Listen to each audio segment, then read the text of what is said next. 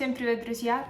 Вы на канале Navi Brawl Stars, и сегодня мы записываем интервью о всех событиях этого месяца вместе с Петром Олеговичем.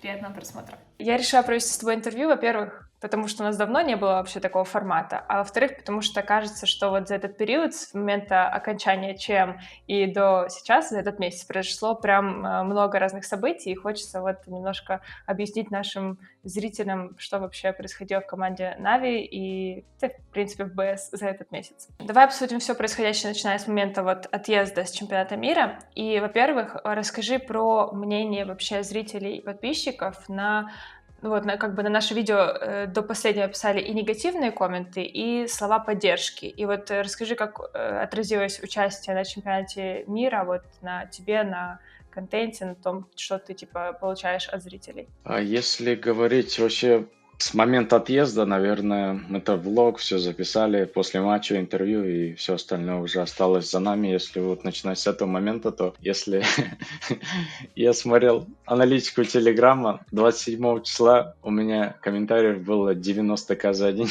Ну там вообще очень много всякого писали. Писали хорошее, писали плохое. Но, не знаю, я готов был все читать, просто потом я это устал делать, потому что это бесконечно длилось, и оно не задевало, не обижало плохое. То, что хорошее писали, тоже понимал. В другом случае, слова поддержки читаешь, но ты как бы все равно понимаешь, что ты облажался, и как бы ты очень признательный за эти слова поддержки, но в душе ты понимаешь, что как бы эти слова ситуацию не меняют, и что вы типа наделали, но оно так и остается в истории, и как бы есть.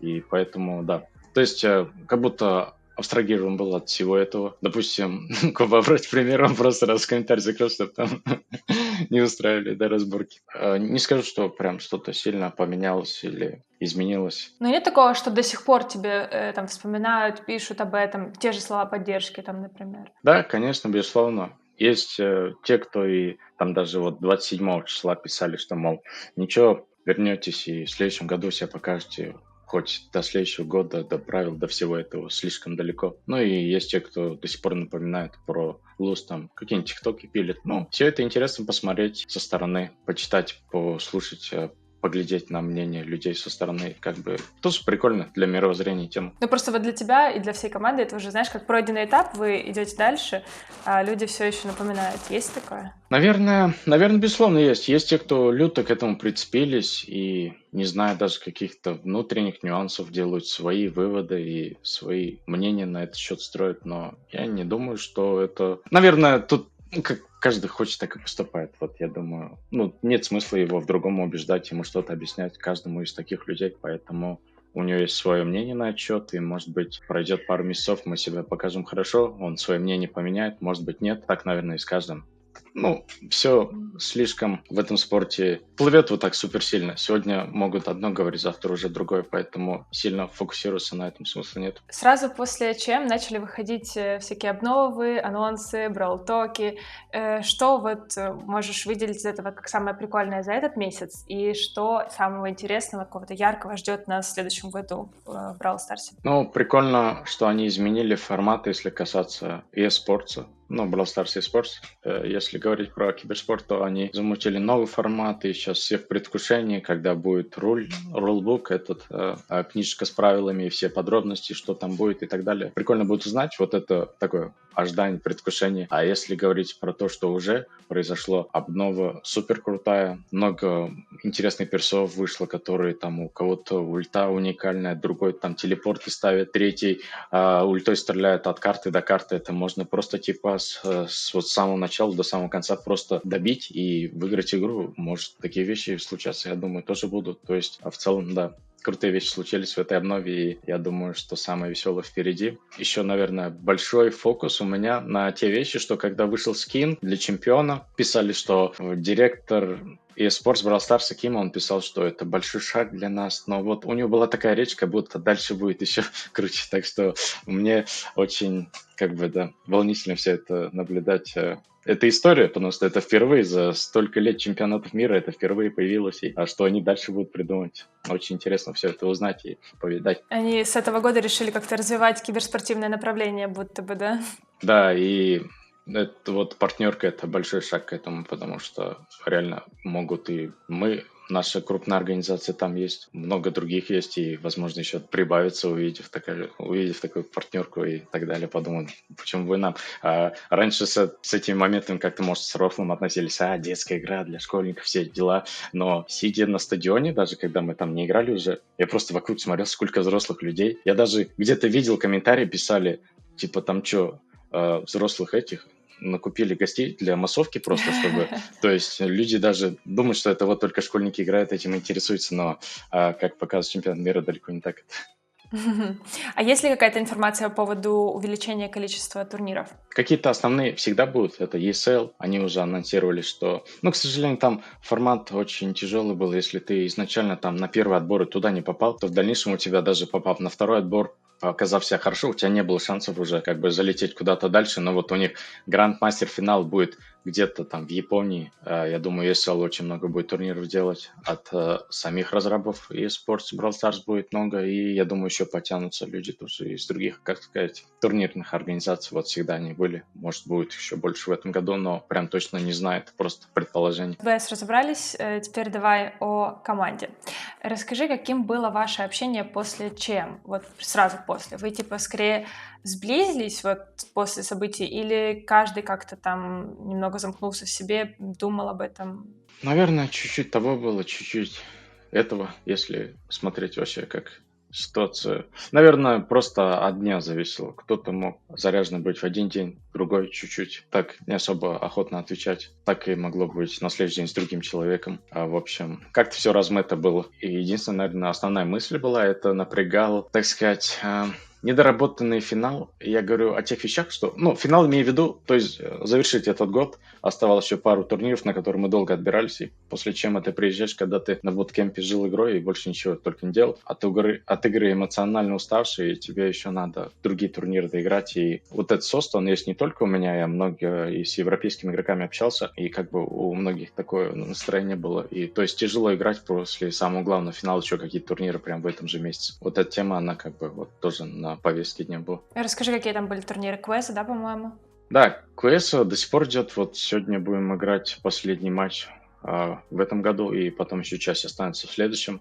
Там было ББЛ плей-офф, что-то еще. Ну и вот так, по чуть того, чуть всего. А кто-то вообще в Валенсию отобрался, и вот им надо было еще ехать там играть. Еще один Ну, мини-лан. прям на лан-турнир. Да, да.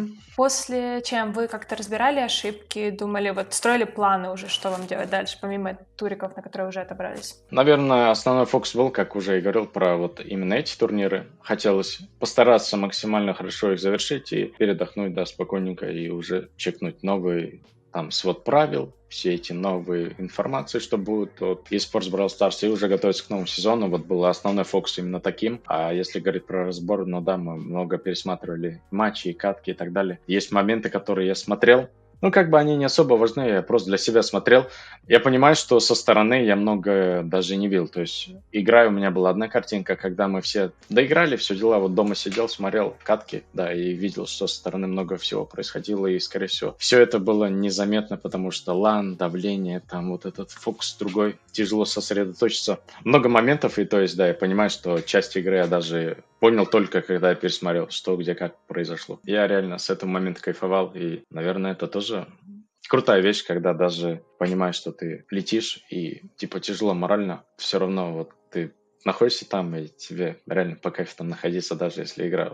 Ну, так сложилось. Мы от себя максимум могли, что дали, но все-таки не всегда бывает так, как хочешь ты, и вот все равно, даже несмотря на то, что происходило, то, что мы не хотим, не хотелось бы видеть, лично я там все равно находился, и мне было по кайфу там. Мы еще тогда, когда записывали видео, с Кубиком шутили про кики из состава, но как оказалось, что ну, все равно пришлось да, немного сделать какие-то изменения в составе. Расскажи, ты понимал это еще на тот момент или это было решение более позднее? Не, это было позднее решение, и если затрагивать эту ситуацию, наверное, сложно обо всем говорить, что происходило, потому что мы изначально это не затрагивали, и как бы все эти вещи происходили, так сказать, вот в нашей кабинке внутри нашей команды, и, наверное, сейчас как-то вот именно так же тоже случилось. Можешь как-то рассказать, не хочу говорить про причины, но вот как было принято решение о том, что Алекс будет не будет больше выступать за Нави? Сложно подобрать слова, потому что для нас это было тяжелое решение.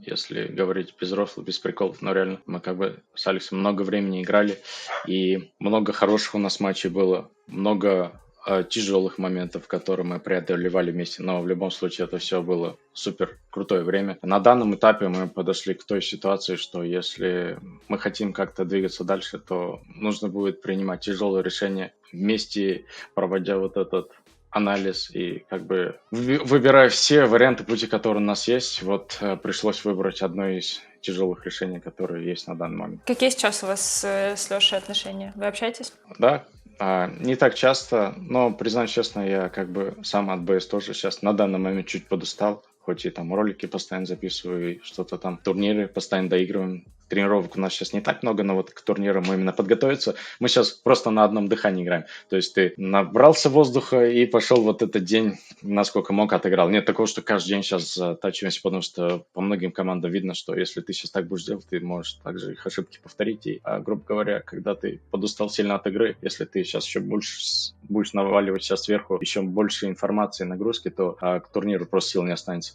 И поэтому мы вот просто на одном рывке пытаемся это делать. Каждый день, когда есть турниры, вкратце, о чем хотел сказать, насчет самого изначального вопроса с Алексом. Переписываемся, но не так часто, да, но в любом случае я как бы его очень сильно уважаю, и у меня не было никаких мыслей там переставать общаться. Я всегда рад поддерживать контакт, даже если мы перестали быть тиммейтами, и кто знает, как дальше жизнь нас заведет.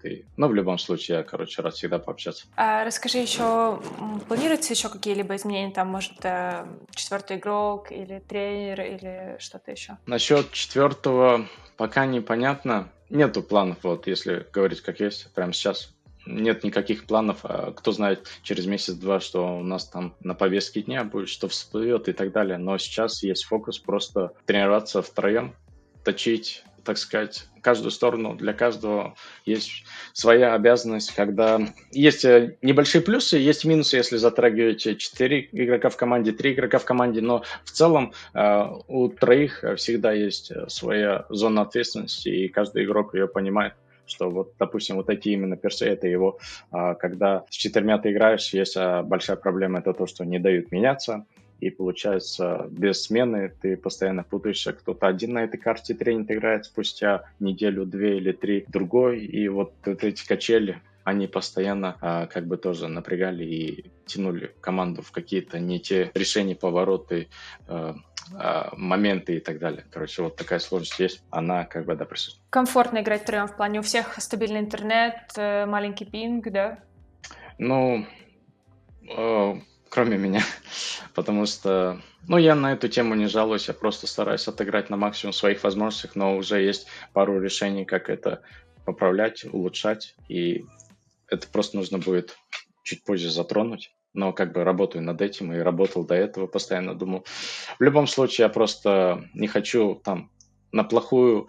когда у тебя не очень условия, не хочу постоянно ссылаться именно на это, что вот я по этим причинам плохо играю, чтобы это не выглядело как оправдание. Я просто взял на себя эту, не то чтобы нелегкую ношу, но вот просто я смирился с этой темой и вот просто играю с ней и стараюсь играть лучше. И если, допустим, приезжать потом куда-то на буткемп с нормальным интернетом, ты с этими условиями просто летаешь после того, что ты там с задержкой играешь. Тебе потом куда лучше все удается делать. Есть момент, что когда будут важные турниры, есть четкое понимание, как все это исправить и улучшить, поэтому не буду все рассказывать, все инсайды, но каждый день, да, каждый день об этом мысли были, и понятие точно есть, что с этим делать. По результатам давай этого месяца, Quezo, BBL, эти турниры, я понимаю, что вы играли уже как бы уставшие, как мы это обсуждали, но в целом пошли ли изменения на пользу? Видишь ли ты этот результат уже сейчас? Я думаю, что сейчас пока сложно говорить, мы пока будем только настраивать наш режим работы и все эти моменты, и можно будет через месяц-два уже точно говорить о том, как